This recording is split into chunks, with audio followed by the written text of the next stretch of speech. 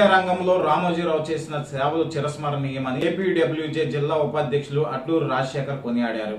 Media రంగంలో చిరుకూరి రామోజీరావు చేసిన సేవలు చిరస్మరణీయులని ఏపీడబ్ల్యూజే జిల్లా ఉపాధ్యక్షులు అట్లూరి రాజశేఖర్ కొనియాడారు.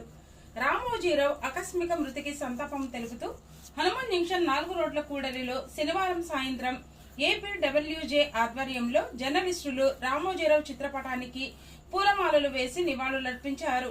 ఈ సందర్భంగా రాజశేఖర్ మాట్లాడుతూ తెలుగు పత్రికా రంగంలో నూతన ఒరవడి సృష్టించారన్నారు. తెలుగు భాష అభివృద్ధికి ఎనలేని కృషి చేశారని ప్రశంసించారు. అంతర్జాతీయ స్థాయిలో రామోజీ ఫిలిం సిటీ నిర్మించి తెలుగు వారి సత్తాను ప్రపంచానికి చాటారన్నారు. రామోజీరావు మరణం పత్రికా రంగానికి తీరని లోటన్నారు.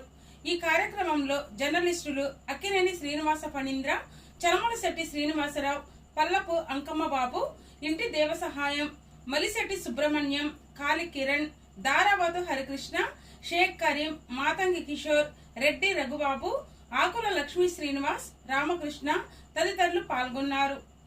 మీడియా మొగల్ రామోజీరావు గారు ఈరోజు పరంపదించారు.